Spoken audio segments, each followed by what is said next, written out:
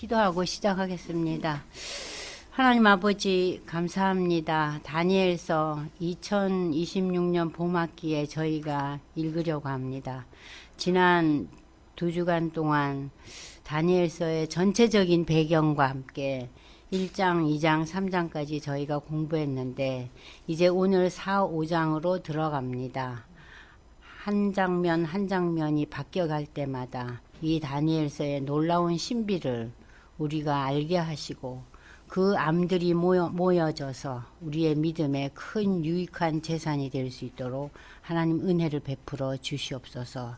특별히 저희가 오늘 기도하기는 세계적으로 이제 이란과 이스라엘과 미국의 그 갈등과 또 전쟁으로까지 이어지는 이 위기 속에서 하나님 이 세계의 평화가 이루어지게 하시고 무엇보다도 이 정치 군사적인 갈등으로 인하여 세계 경제가 흔들리고 있습니다.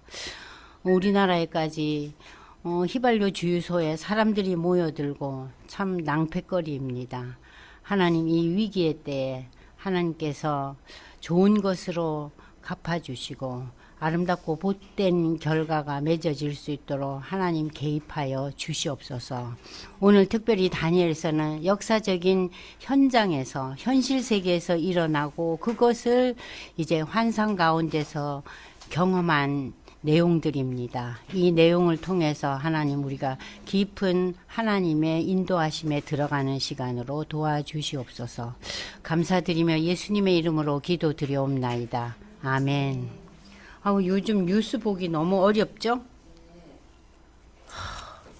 근데 젊은이들이 그렇게 자동차를 많이 타는데 좀 걱정도 되지만 또 그렇게 그냥 올랐다고 그냥 미친 듯이 그냥 주유소로 그렇게 모여드는 거 보니까요. 스타벅스 커피 한 잔 안 마시면 그 오름값 얼마든지 해결되는데 하는 마음도 들고요. 그죠? 거리에 보면요, 아이들이 전부 그 커피를 들고 다니대요. 그죠? 그래서, 참, 우리 나이 든 사람이 보기에는 너무 좀 마음이 찹찹하고, 또, 지난번에 BTS 공연 여러분들 보셨죠?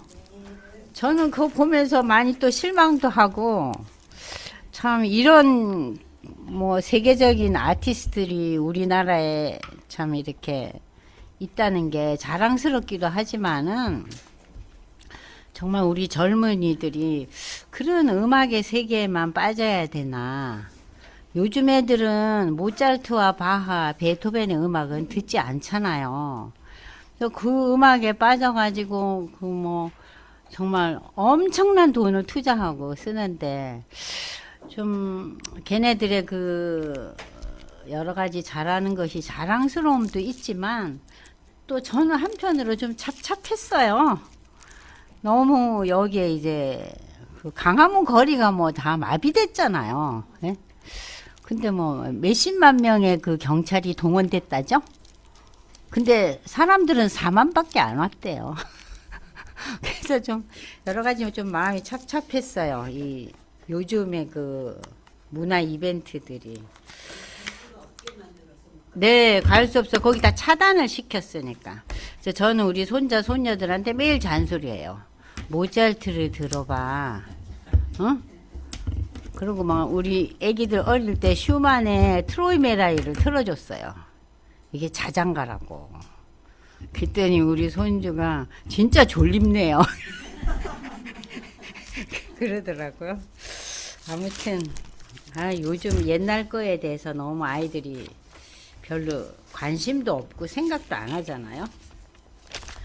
자, 제가 이제 지난주에 이제 이사하느라고 쉬었는데, 그래도 여러분들이 이제 4장, 5장을 이해하려면, 또 오늘 처음 오신 분도 있고, 또 한 주 정도 빠지신 분들을 위해서 1장, 2장, 3장의 전체적인 개요를 한 10분 동안 할 거예요.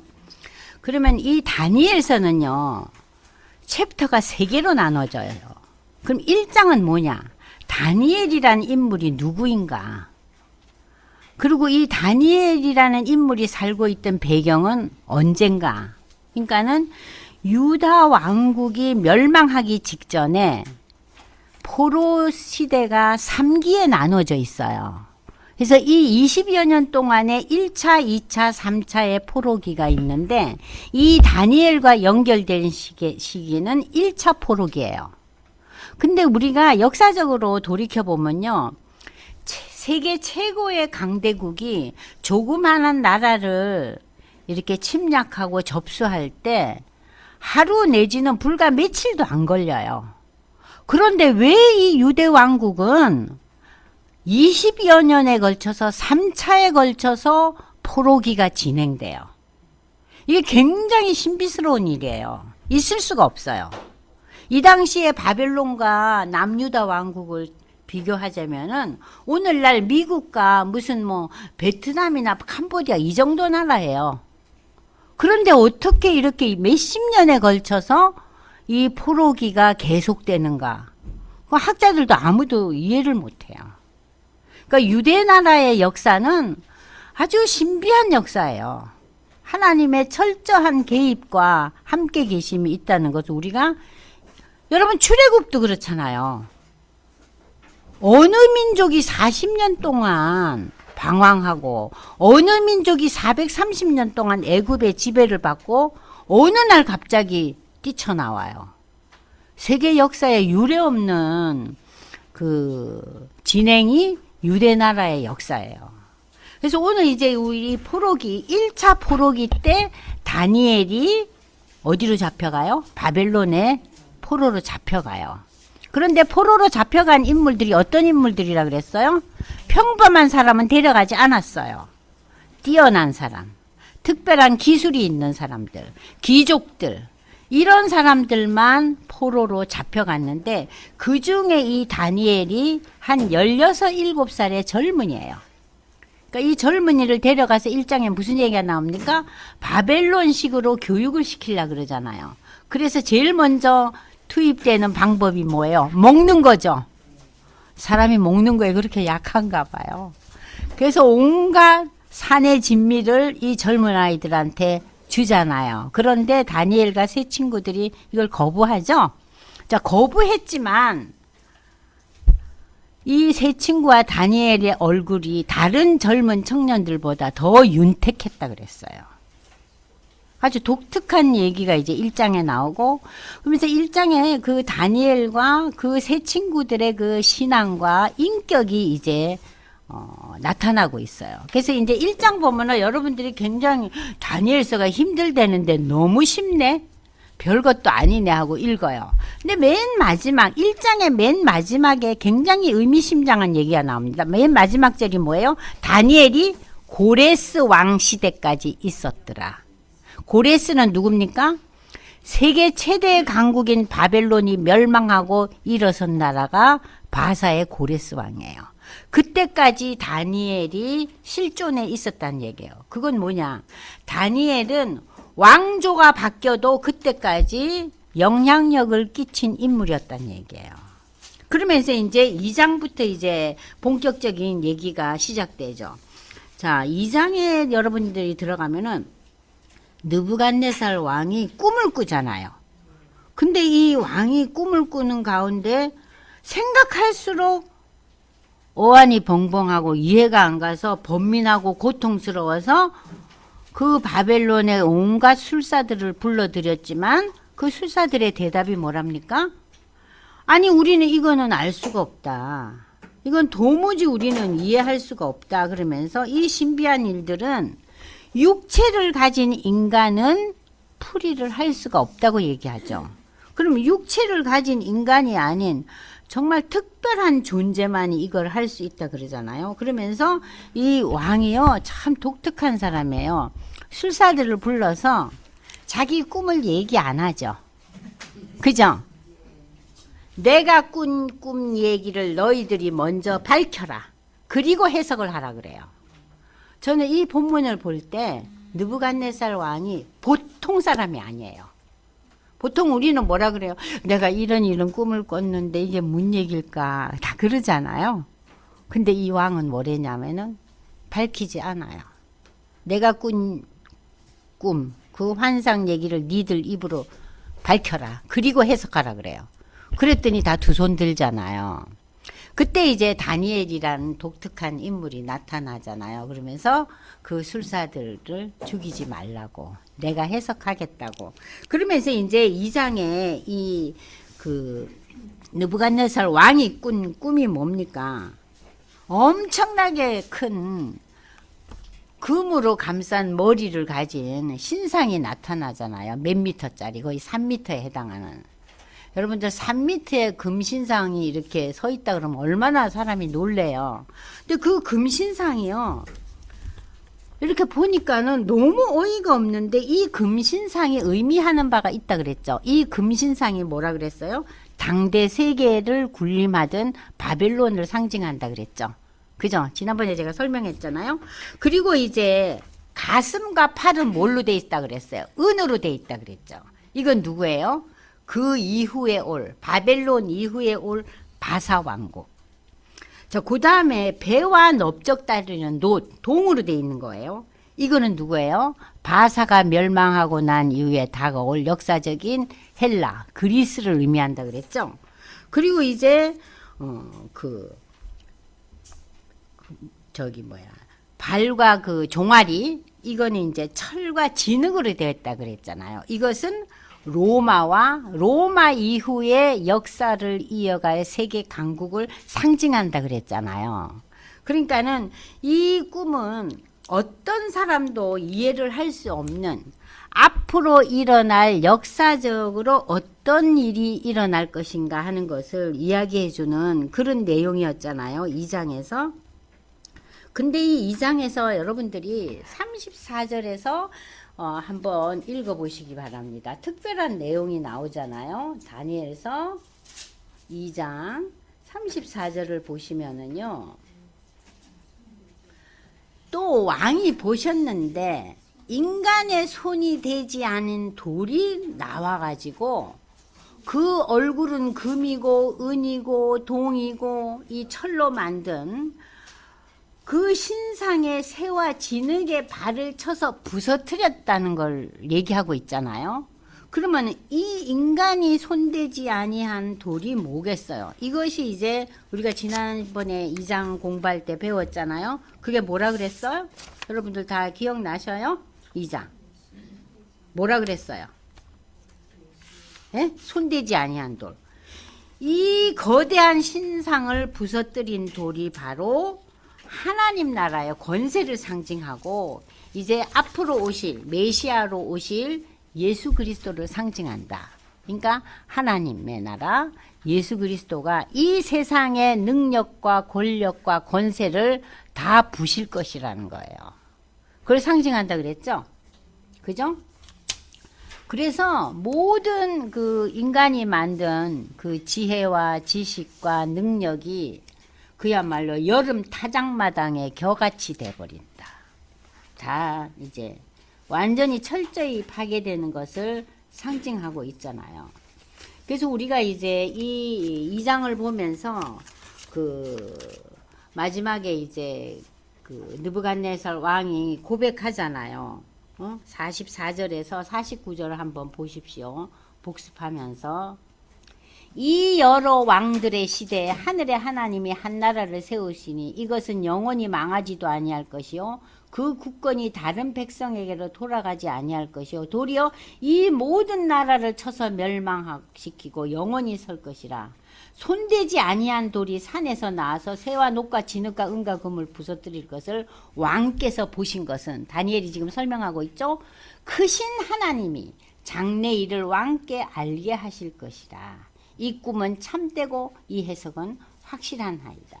그래서 느부갓네살 왕이 너무 놀라워가지고 다니엘에게, 포로로 잡혀온 젊은이에게 뭐래요? 절을 하고 예물과 향품을 그에게 주었다 그랬어요. 그러면서 왕이 고백하잖아요. 너희 하나님은 참으로 모든 신들의 신이고 모든 왕들의 주제시로다.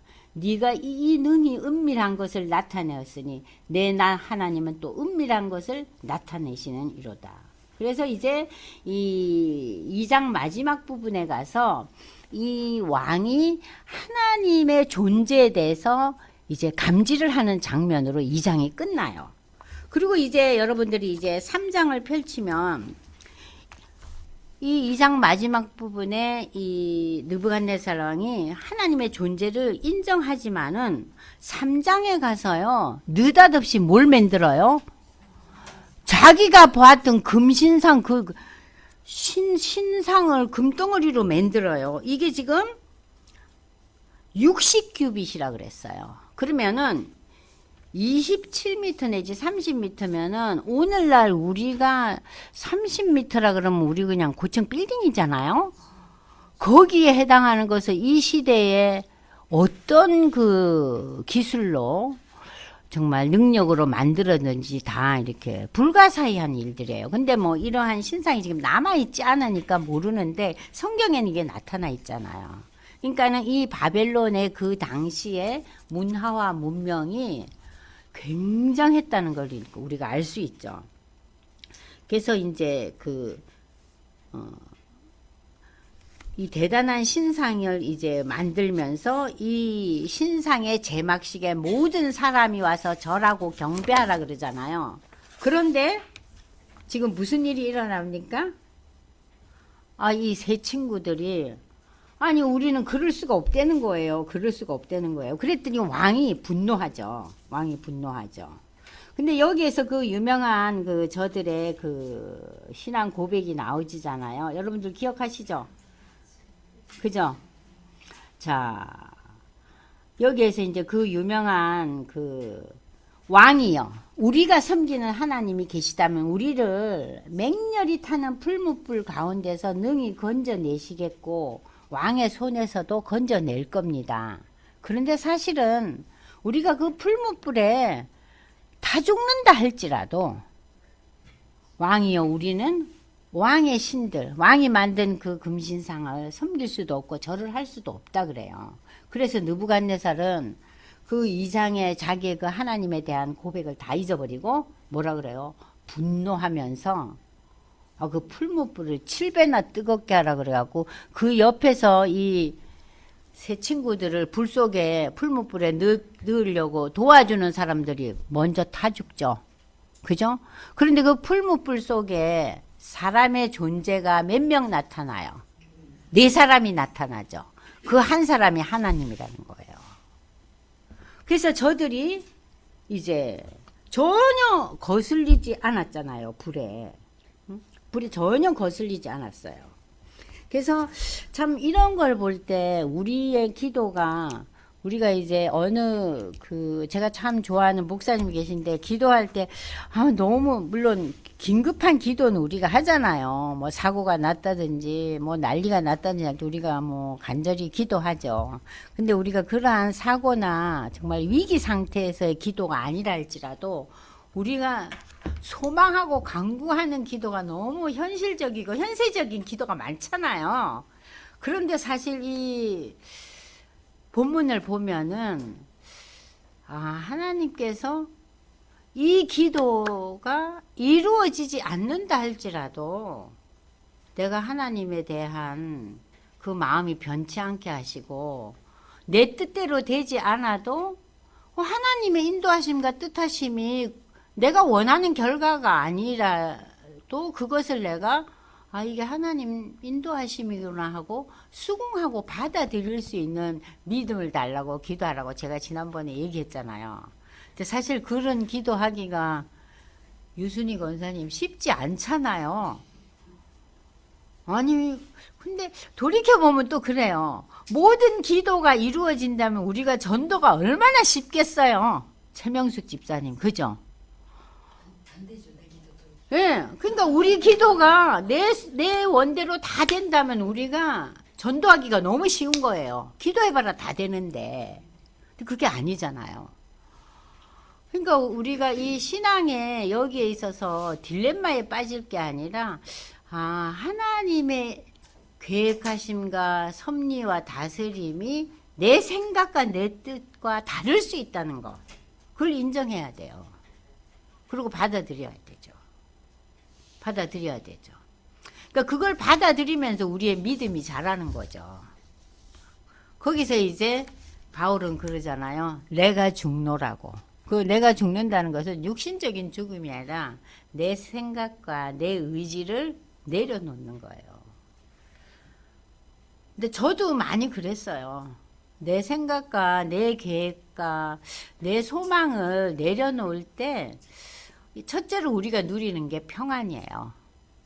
그리고 두 번째로 그 결과에 대해서 수긍할 때 하나님의 또 다른 역사와 방법이 항상 계시더라고요. 근데 우리가 그거를 가름을 못해요. 기다리지 못해요. 그냥 안달을 떨어요. 근데 오늘 우리 2장에서 배운 건 뭐예요? 내 뜻과 내 생각대로 된다 하지 아니할지라도 하나님의 섭리와 다스림을 수용하고 그것이 펼쳐지는 과정을 통해서 하나님의 또 다른 면모를 우리가 경험하게 해달라고. 그렇게 우리의 기도 제목이 바뀌어야겠죠? 네. 그래서 이 다니엘서 2장에 나타난 이 세 친구들의 그 기도문, 그리 아니하실지라도는 오늘날 우리에게 굉장히 도전이 되는 그리고 필요한 본문이죠. 자, 그리고 이제 우리가 이제 3장으로 이제 넘어가서 이 놀라운 과정을 이제 다시 돌아보면, 자, 이 본문에서 여러분들이 이제 만나는 내용이 뭡니까? 자, 결국은 우리의 신앙이라는 게 뭡니까? 하나님의 섭리에 우리가 순종하는 것이 우리의 이제 생각이죠. 우리의 삶의 방법이어야 되고. 그래서 이 과정을 통해서 결국 느부갓네살 왕은 3장 마지막에 하나님에 대한 생각이 완전히 변모하죠. 그래서 이 느부갓네살 왕은 2장과는 완전히 다른 새로운 그 모습을 보여주고 있어요. 자, 불 가운데서 나오는 것을 보고 이 느부갓네살 왕은 사드락과 메삭과 아벳노고의 하나님을 찬송할지로다.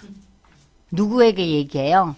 거기 모인 바벨론의 지도자들에게. 응? 근데 거기 모인 상황이 지금 어떤 자리예요? 신상을 만들어 놓고 절하고 경배하는 자리가 완전히 돌변하는 거예요. 하나님이 그의 천사를 보내사 자기를 의뢰하고 그들의 몸을 바쳐 왕의 명령을 거역하고 하나님 밖에는 다른 신을 섬기지 아니하며 그에게 절하지 아니하는 저 종들을 구원하셨네. 그래서 내가 이제 명령을 하는 거예요. 조서를 만들어서 이 바벨론의 백성과 여러 내가 지금 정복한 나라와 언어가 다른 수많은 그 바벨론이 정복한 나라 백성들에게 사드락과 메삭과 아벳느고의 하나님께 경솔히 말하거든 함부로 짓거려대면 그 몸을 쪼개고 그 집을 걸음터로 삼을지니 이는 하나님같이 사람을 구원할 다른 신이 없다고 고백합니다.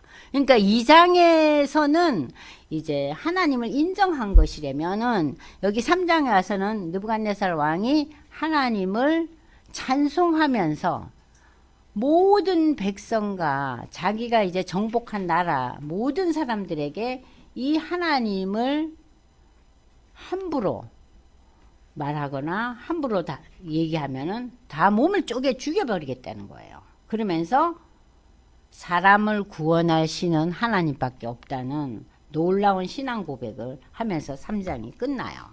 그리고 이제 4장에 와서 느부갓네살 왕이 두 번째 이제 꿈을 꾸는 거고 이제 다니엘의 해석이 이제 또 나타나잖아요. 자, 그러면서 여러분들이 보시면은 이제 오늘 이제 4장에 보면은 무슨 얘기가 나옵니까? 자, 펴보세요. 1, 2, 3장 이제 우리가 어느 정도 정리가 되었죠? 그리고 이제 4장부터 오늘 우리가 여러분들이 이제 공부를 하시게 될 거예요. 4장은 느부갓네살 왕의 두 번째 꿈 얘기가 나옵니다. 두 번째 꿈.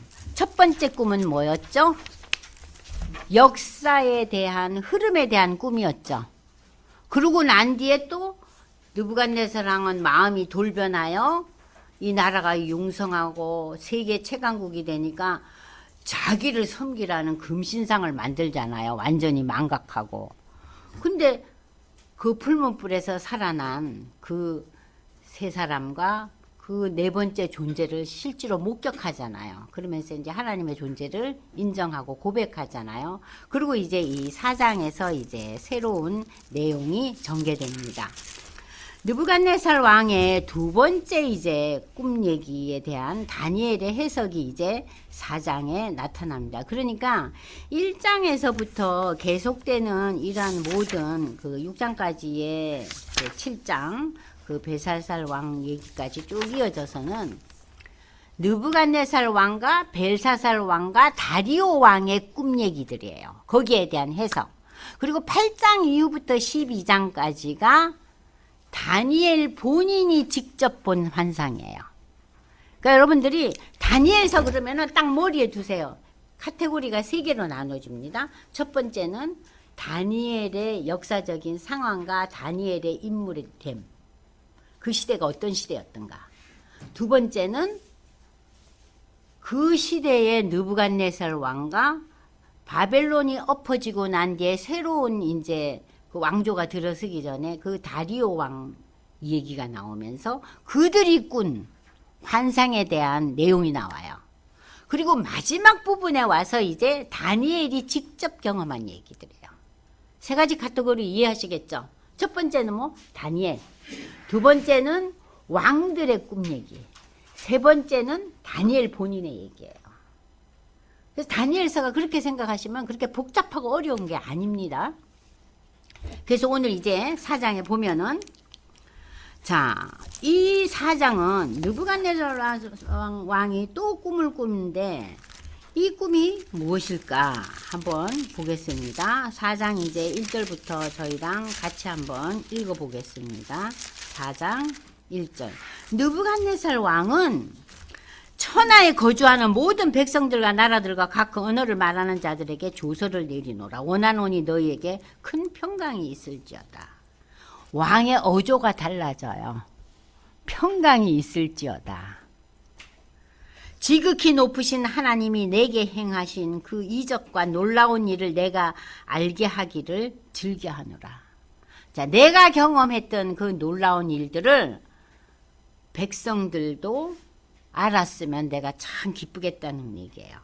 참으로 크도다 그의 이적이요 참으로 능하도다 그의 놀라운 일이요 그의 나라는 영원한 나라요 그의 통치는 대대에 이르리로다.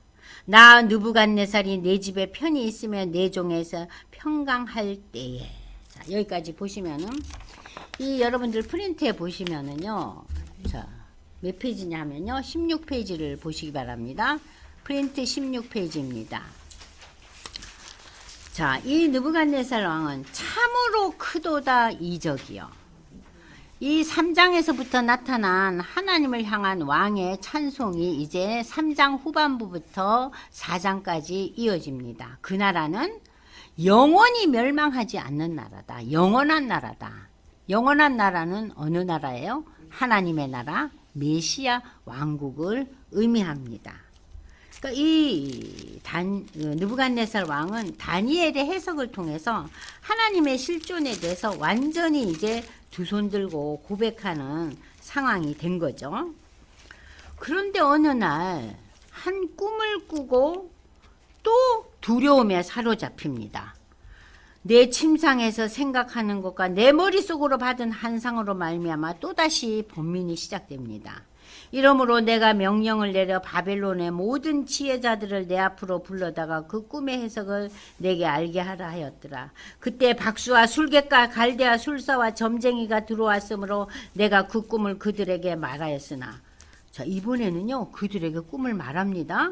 그들이 그렇지만 얘기를 해줘도 해석을 못합니다. 그 후에 다니엘이 내 앞에 들어왔는데 그는 내 신의 이름을 따라 벨드사살이라고 이름을 붙였어요. 이 벨드사살, 벨이 그 바벨론의 신 이름이에요. 벨드사살이라 이름한 자요. 그의 안에는 거룩한 신들이 있었다. 거룩한 신들이 뭐예요? 성령이에요. 거룩한 신들. 이 벨드사살. 자, 그래서 이제 이 벨드사살이라 이름하는 이 다니엘이 박수장 벨드사살아.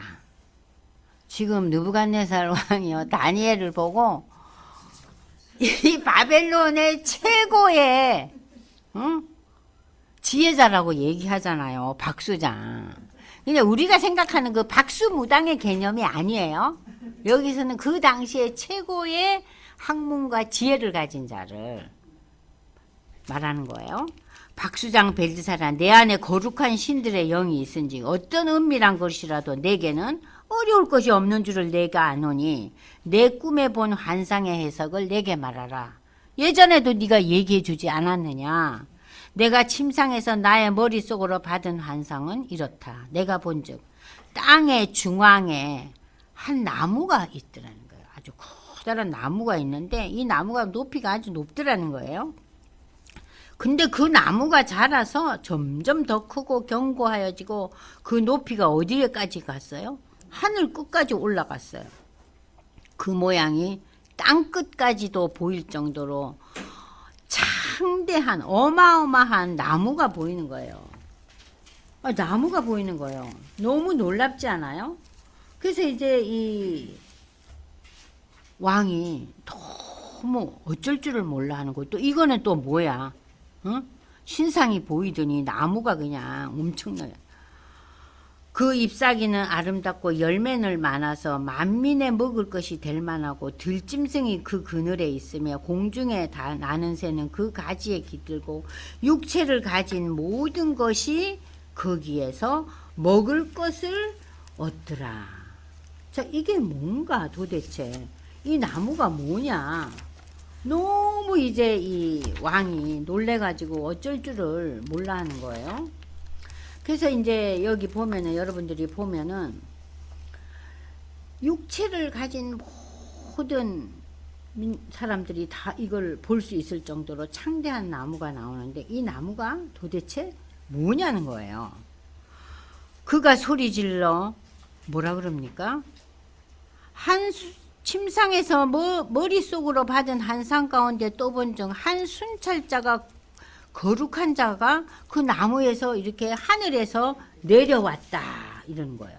여기 순찰자는 무엇을 의미합니까? 순찰자는 하나님이 보내신 사자 천사예요. 한 거룩한 자가 내려와서 느부갓네살 왕에 대한 하나님의 심판이 임한다는 얘기예요. 그러니까 이 큰 나무는 누구예요?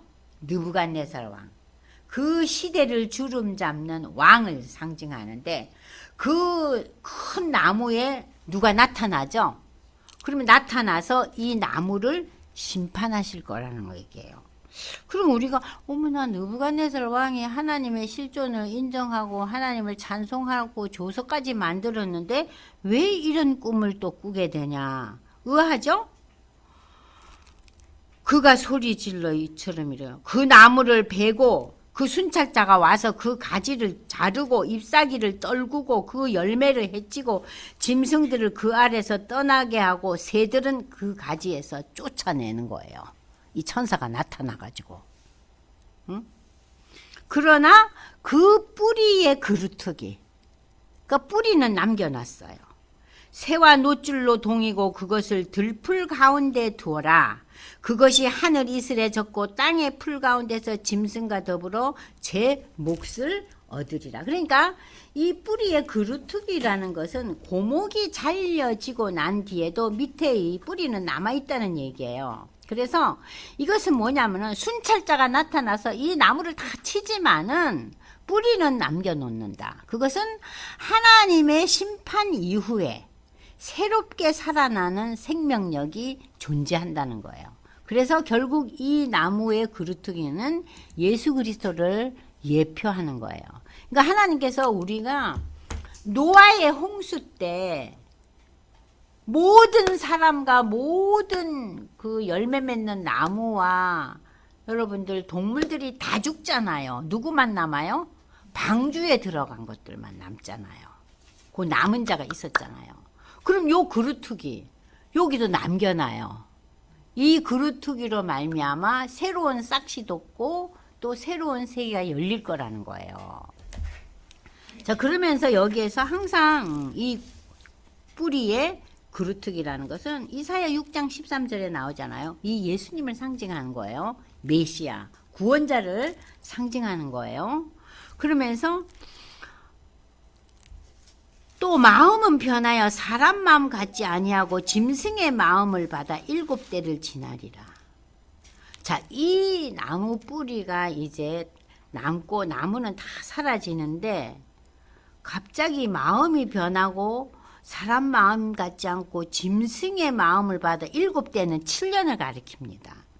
그러면은 짐승의 마음을 받는다는 것은요, 정신병을 앓는다는 소리예요. 그러니까 인간의 사고 구조에서 벗어나는 거예요. 그래서 우리가 너무 엉뚱하고 일 저지르고 정말 폐려나 같은 그런 사람을 가르쳐서 뭐예요? 짐승 같은 놈이라 그러잖아요. 짐승 같은 존재가 된다는 거예요. 누가? 느부갓네살 왕이. 그러니까는 이 왕이 너무 지금 부들부들 떠는 거예요. 뭐 대단한 나무가 뭐 섰는데 그 나무 위로 무슨 이상한 사람이 나타나서 나무를 다 없애버리고 뿌리만 남게 되고. 그런데 아니 그 짐승과 같은 마음이 또 된다니 이게 도대체 무슨 소린가? 이는 순찰자들의 명령대로요 거룩한 자들의 말대로니 지극히 높으신 이가 사람의 나라를 다스리며 자기의 뜻대로 지극히 높으신 하나님께서 인간 나라를 다스리고 하나님의 뜻대로 이 땅을 누구에게 주든지 또 지극히 천한 자를 그 위에 세우시는 줄을 사람들이 알게 하려 함이라. 지극히 천한 자라는 것은 여기서 느부갓네살 왕을 얘기하는 거예요. 그런데 사실 느부갓네살 왕은 세계를 제패한 지혜와 능력이 충만한 자였어요.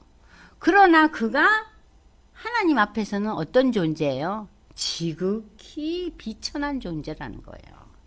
이 비천한 자를 세웠는데 사람들이 이제 이 모든 일을 결국 알게 할 것이다. 그건 뭐냐면은 느부갓네살 왕이 7년 동안 정신병을 앓는 얘기가 바벨론 역사서에도 나온대요.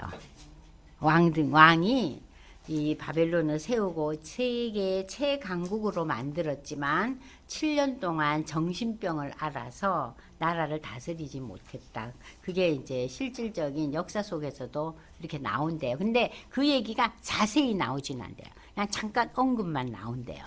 그러니까 이게 요즘 말로 하면은 정신병이죠. 완전히 지정신이 아닌 거예요. 짐승 같은 존재가 되는 거예요. 그래서 이제 이 상황을 어떻게 지금 이제 할 것이냐. 벨드사살이 에게 이제 이 느부갓네살 왕이 해석을 밝히 말하라 그러는 거예요. 내 나라 모든 지혜자가 능히 내게 해석을 알게 하지 못하였으니 오직 너만이 능할 것이다. 이는 거룩한 신들 성령의 영이 내 안에 있기 때문이다. 벨드사살이라 이름한 이 다니엘이 한동안 놀라며 마음으로 번민하는지라. 왜 다니엘이 번민했겠어요? 다니엘은 이 꿈 얘기를 듣고 어머나 이 왕이 정신병을 앓고 이 엄청난 일이 일어날 텐데 이걸 어떻게 제대로 내가 말을 할 수 있을까 고민하는 거예요. 그에게 말하여 이르기를 벨드사살아 너는 이 꿈과 그 해석으로 말미암아 번민하지 마라. 벨드사살이 대답하여 이르되 내 주여 그 꿈은 왕을 미워하는 자에게 응하며 그 해석은 왕의 대적에게 응했으면 좋겠습니다. 왕은 그래도 하나님을 인정하고 하나님을 찬송하라 했는데 이렇게 왕이 7년 동안 정신병을 앓게 되는 이런 얘기 내가 하고 싶지 않다는 거예요. 그 하나님의 저주를 아니 다른 지도자가 받으면 좋겠다 그래요. 이 다니엘이 너무 마음이 힘들어가지고 왕께서 보신 그 나무가 자라서 견고해지고 그 높이는 하늘에 닿았으니 땅끝에서도 보이겠고 그대로 얘기하죠 지금. 그 잎사귀는 아름답고 그 열매는 많아서 만민의 먹을 것이 될 만한 듬짐승은 그 아래 살며 공중에 나는 새는 그 가지에 깃들었나이다. 그러니까 이 왕이 정치를 잘해서 이 바벨론이 세계적인 부강을 이루면서 이 백성들이 잘 먹고 잘 사는 태평한 시대가 왔다는 거예요. 왕이여 이 나무는 곧 왕이십니다. 이는 왕이 자라서 견고해지고 창대하사 하늘에 닿으시며 권세는 땅끝까지 미치십니다. 왕이 보신 자 즉 순찰자 한 거룩한 자가 하늘에서 내려와서 이르기를 그 나무를 베어 없애라. 그러나 그 뿌리의 그루퉁이는 땅에 남겨두어 새와 노줄로 동이고 그것을 들불 가운데 두라. 그것이 하늘 이슬에 젖고 또 들짐승들과 더불어 제 몫을 얻으며 7대를 지내리라 하였나이다. 그러니까 여기 이 나무를 이제 죽이지 않고 7대 동안 엉망진창을 만들었지만은 요것이 7대가 지나면은 그래도 산다 이 얘기예요. 그러니까 이게 첫 번째 의미는 느부갓네살 왕의 회복을 얘기하는 거예요. 그러나 궁극적인 의미는 예수 그리스도를 상징하는 거죠. 왕이여 그 해석은 이러하니라. 곧 지극히 높으신 이가 명령하신 것이 내주 왕에게 미칠 것입니다. 왕이 사람에게서 쫓겨나서. 자, 이제 시작됩니다. 자, 이 다니엘의 해석대로 왕은 갑자기 사람들에게 쫓겨나서 들짐승과 함께 살며 소처럼 풀을 먹으며 하늘 이슬에 젖을 것이요 이와 같이 7년을 왕은 완전히 소외된 삶을 살 것이라는 거예요. 그때 지극히 높으신 이가 사람의 나라를 다스리며 자기의 뜻을 그것을 누구에든지 주시는 줄을 왕이 다시 한번 체험하게 될 것입니다. 그 고난 가운데서 하나님이 어떤 분이시라는 것을 다시 한번 체험하게 될 거라는 거예요. 또 그들이 그 나무 뿌리에 그루터기를 남겨두라 하셨든지 하나님이 다스리는 줄을 왕이 깨달은 후에야 왕의 나라가 견고하리이다. 그런즉 왕이여 내가 아뢰는 것을 받으시고 공의를 행함으로 죄를 사하고 가난한 자를 긍휼히 여김으로 죄악을 사하소서. 그리하시면 왕의 평안함이 혹시 장구하리이다 하니라. 이 모든 일이 다 나 느부갓네살 왕에게 임하였느니라. 그러니까 실제로 이 다니엘의 해석대로 얼마 후에 이 모든 일이 현실 세계에서 일어났어요. 자, 그러니까 1년 동안의 유예 기간을 줬어요. 1년 동안 그 꿈을 꾸고 왕이 고민하잖아요. 그래서 다니엘이 와서 해석하잖아요. 그런데 그 꿈이 1년 동안의 유예 기간을 주는 거예요. 주면서 그 현실적으로 이제 나타나는 것이 그 다음 얘기예요. 12달이 지난 후에. 12달이 지난 후에. 내가 바벨론 왕궁 지방에서 거닐세 나 왕이 말하여 이르되 이 큰 바벨론은 내가 능력과 건세로 건설하여 나의 도성으로 삼고 이것으로 내 위엄의 영광을 나타낸 것이 아니냐 하였더니 자 여기 보시면은요 1년의 유예기간을 뒀는데 그동안에 이 느부갓네살 왕이요 꿈을 꿨지만은 별일이 없는 거예요. 자기가 정신병자가 되지도 않아요. 짐승같이 되지도 않아요. 그리고 이 나라는 더욱더 창대해져 가요. 그러니까 다시 오만방자해져요. 그러니까 우리가요 좀 먹고 살만하고 형통하면 어때요? 예? 어떠세요 여러분들? 예, 교만해질 뿐만 아니라 뭐 기도도 그냥 뭐 하나님 됐습니다. 뭐 저는 이제 괜찮습니다. 저한테 일일이 개입 안 하셔도 됩니다. 그러고는 뭐 기도 생활도 안 하고 친구들 벗삼아 여행 다니고 놀고 주일날도 골프 가고 뭐 그냥 지내는 거예요. 그러다 이제 아니 내가 이러면 안 되지 하고 또 교회 한번 나가주고 나가주고 그러다가 어느 날 이제 사건이 터지면 어머머 이건 무슨 일이지? 그러고는 이제 새벽 기도에 나오기 시작해요. 그래서 어느 분이 새벽기도 나오려니까 나오기 싫다 그랬다는 거 아니에요. 어머, 저 집에 무슨 일 났구나. 생전 안 나오는 저 할머니가 왜 새벽기도 나와? 문 폭탄 터졌나 봐. 그래서 그 소리 듣기 싫어서 저는요 새벽기도 안 가고 그냥 새벽에요 집에서 기도할래요 이러더래요. 그러니까 사람들이요 그만큼 남을 의식해요. 그러니까 그것도 일종의 성격인 것 같아요. 응? 아니 남이 그렇게 뭐 오해를 하거나 생각하는 거에 대해서 뭐 그렇게 마음이 열려가지고 두려워할 필요가 뭐 있어요. 그래서 내가 폭탄을 맞고 내가 지금 고난의 장에 있다. 알면 어때요? 그죠? 알면 어때요? 근데 그게 두려워서 새벽에 못 오겠다는 거예요, 목사님한테. 그 목사님들이 참 가슴을 치고 싶다는 거예요. 우리 성도들이 이래요 하면서. 그런 두려움과 그런 의식은 우리가 없애야겠죠. 그죠? 자, 여기 본문을 보면요. 1년의 유예 기간 동안 지금 뭐라 그래요? 내가 내 능력과 권세로 이 큰 바벨론을 야, 내가 이런 인물이야. 내 위엄의 영광 나타내. 하나님께 영광 돌리지 않아요. 이렇게 읊조리고 있을 때 31절 이 말이 아직도 나 왕의 입에 있을 때 하나님의 이제 개입이 왕의 입에 이러한 마음에 자기애로 가득 차 있을 때 하늘에서 소리가 내려 이르되 느부갓네살 왕아 내게 말하노니 나라의 왕위가 내게서 떠났느니라. 진짜 우리 꿈에 이런 말이 들리면 어떨까요? 최명숙 집사님. 너무나 놀래잖아요. 벌벌벌벌 떨리겠죠. 내가 사람에게서 쫓겨나서 들짐승과 함께 살면서 이 25절의 얘기가 그대로 나오죠.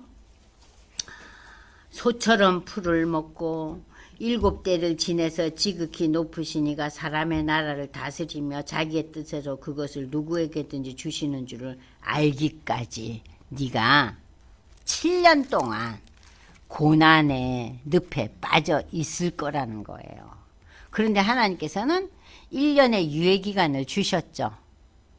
그러니까 우리가 별 탈 없이 사는 것은요 우리를 향한 하나님의 유예기간이에요. 응? 유예기간 동안 우리가 어때야겠어요? 조심해야죠. 조심하고 조심해야죠. 어? 그래도 하나님의 도우심으로 내가 이렇게 살아가고 있구나. 응? 잊지 말아야겠죠. 결국 이 위기를 겪으면서 이 느부갓네살 왕은 다시 한번 하나님에 대한 그 신앙 고백이 더 철저해집니다. 바로 그때 이 일이 나 느부갓네살왕의 응함으로 내가 사람에게 쫓겨나서 소처럼 풀을 먹고 몸이 하늘 이슬에 젖고 머리털이 독수리 털과 같이 자랐고 손톱은 새 발톱과 같이 되었더라. 완전히 동물 모양이 된 거예요. 풀을 먹고 왕궁에서 쫓겨나서 몸이 하늘 이슬에 젖었다면은 완전히 그냥 들풀 속에서 사는 거예요. 아유. 이렇게 창대한 나라를 일으킨 왕이 말이에요. 그러나 그 기한이 참에 7년이 지남에 느부갓네살이 하늘을 우러러 보았더니 하늘을 우러러 봅니다. 7년의 기한이 하늘을 우러러 본다는 건 뭐예요? 하나님을 바라보는 거예요. 드디어 내 총명이 다시 돌아왔다 그랬어요. 이 총명이 뭡니까? 여기서 말하는 총명이란 건 인간적인 그 회복이 아니라 회개를 통한 하나님에 대한 인식이 또다시 회복이 된 거예요.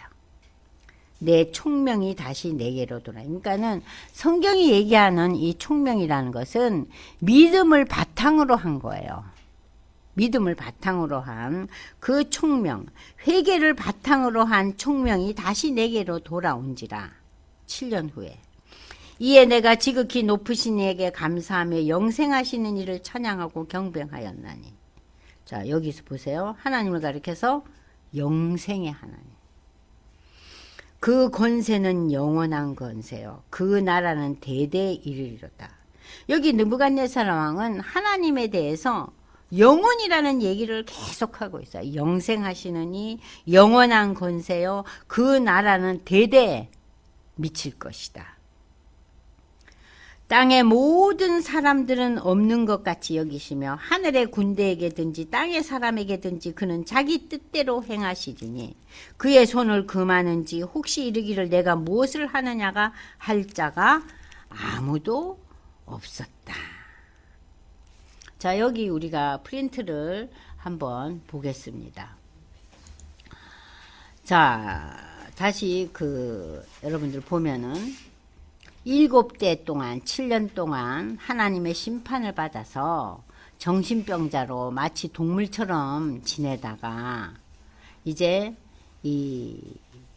다시 회복이 되잖아요. 다시 회복이 되면서 이분이 지금 이제 하늘을 우러러 보았더니 7년 동안 정신병을 앓은 하나님의 정해진 기간이 끝나자 이 느부갓네살 왕은 겸손하게 하나님께 기도하며 감사하며 하나님을 찬양합니다.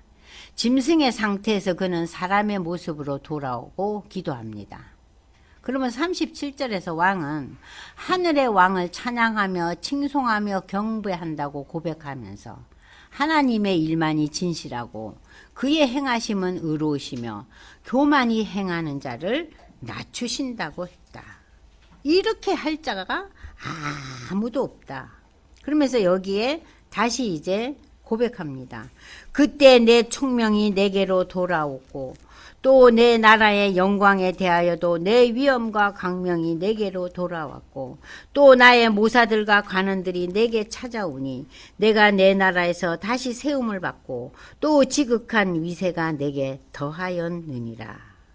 그러면은 7년 동안 이 나라가 다른 사람에 의해서 치리가 되었을 거 아니에요? 그런데 거기에 대한 그 구체적인 역사적인 얘기는 여기 전혀 없어요. 7년이 지나다 다시 왕으로 복귀하는 거예요. 근데 인간 세상에서 이런 일들이 과연 있을 수 있어요? 없어요. 하나님께서 그동안 다스린 왕을 어떻게 했는지 우리는 아무도 몰라요. 그냥 이 느부갓네살이 다시 왕이 돼버려요. 그러니까 인간적인 머리로 생각하면 있을 수 없는 일이에요. 그때 내 총명이 다시 돌아오면서 왕이 다시 세움을 입은 거예요. 내가 내 나라에서 다시 세움을 받고 또 지극한 위세가 내게 더하였느냐. 여기 보면은 옛날보다 더 위세가 더 당당했어요. 그래서 지극한 위세라는 표현을 하고 있잖아요. 그러니까 느부갓네살 왕은 7년의 고난의 장 속에서 더 큰 대왕으로 모습을 드러내는 거예요. 고난 가운데서. 그러므로 지금 나 느부갓네살은 하늘의 왕을 찬양하며 칭송하며 경배하노니 그의 일이 다 진실하고 그의 행하심이 의로우심으로 교만하게 행하는 자를 그가 능히 낮추심이라. 우리가 아까 읽었잖아요. 이 큰 바벨론 내가 지었다. 내가 이루었다. 이 대국을. 그러자 이 말이 입에 맴도는 그 즉시 어떻게 돼요? 정신병이 드는 거예요. 그러니까 이제 정신을 차리고 난 뒤에 이 느부갓네살 왕이 그러는 거예요. 하나님은 교만한 자를 낮추신다. 낮추신다. 그래서 4장까지 여러분들 꿈 얘기가 계속 나오는데 꿈 얘기 이제 어렵지 않죠? 그죠? 2장의 꿈 얘기는 뭐예요? 앞으로 일어날 역사적인 전개죠. 그죠? 그리고 금신상에 대한 거는 뭐예요? 하나님에 대한 금신상을 다시 만들잖아요. 이 사람이 교만해가지고. 그 경배하라 그러잖아요. 근데 그 과정을 통해서 세 친구들의 그 풀문불 속에서 살아나는 그 한 존재와 함께 살아나는 걸 보고 느부갓네살이 하나님을 찬양하고 경배하잖아요. 그런데 다시 이 느부갓네살이 어때요? 나라가 점점점 부강해지고 찬란해지니까 이 큰 성 바벨론을 내가 지었도다 그러잖아요. 그 생각이 들자마자 무슨 일이 일어나요? 병자가 되어버려서 왕위에서 쫓겨나고. 여러분 7년이라는 세월이 짧지는 않죠. 꽤 긴 세월이에요. 근데 어떻게 그 들에서 그 이슬을 맞으면서 풀만 먹으면서 살았을까? 이거 기적 아니에요? 왕의 음식을 먹다가? 예? 들에서 노숙자처럼. 노숙자가 갑자기 노숙자 됩니까? 과정을 통해서 노숙을 하죠? 근데 이 사람은 왕에서 갑자기 노숙자가 되고 이슬을 맞고 사는데도 병도 안 들고 7년 동안을 버텼어요. 그러니까 하나님의 다스림 속에 있었기 때문에. 그러나 굉장한 그 자기 나름의 체험이 있었죠.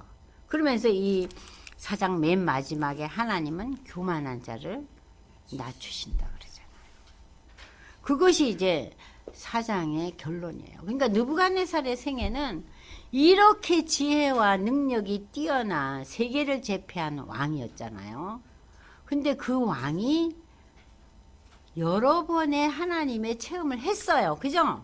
근데 다시 또 교만해지죠.